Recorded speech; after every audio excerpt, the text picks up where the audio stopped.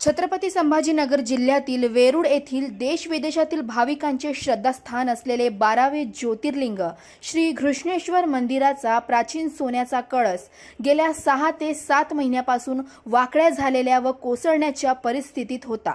पुरातन विभागाच्या ताब्यात मंदिर असल्यामुळे मंदिर विश्वस्त कार्यकारिणीचे अध्यक्ष यांनी वारंवार लेखी व तोंडी तक्रार करून सुद्धा याकडे पुरातन विभाग लक्ष देण्यास तयार नव्हते। वाकड्या झालेल्या या कळसाच्या मथळ्याखाली इंडिया 24 न्यूजने बातमी प्रसिद्ध करताच पुरातन विभागाला जाग आली असून हा कळस सरळ करण्यासाठी पुरातन विभागाची यंत्रणा जोराने कामास लागली आहे। मंदिराच्या कळसापर्यंत पोहोचण्यासाठी मंदिर परिसरात लोखंडी पोलचे पालक उभे करण्यात येत आहे।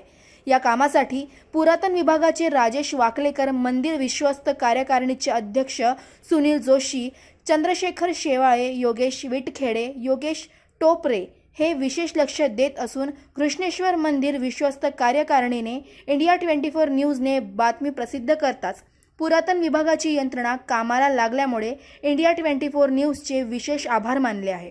मी चंद्रशेखर बाळकृष्ण शेवाळे, घृष्णेश्वर मंदिर देवस्थान ट्रस्टचा विश्वस्त म्हणून सांगू इच्छितो, आमच्या घृष्णेश्वर मंदिराचा जो कळस आहे हा 6 महिन्यापासून वाकडा झालेला होता।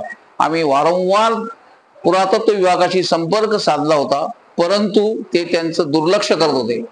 इंडिया 24 न्यूज चॅनलने ज्यावेळेस बातमी प्रसिद्ध केली त्याच वेळेस प्रशासन खडबडून जागं झालं आणि कळसाच्या कामास त्यांनी सुरुवात केलेली आहे।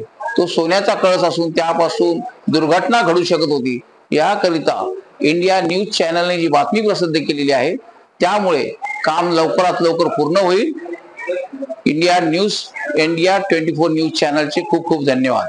इंडिया न्यूज 24 करिता राजेश थोरात, खुलताबाद, छत्रपती संभाजीनगर।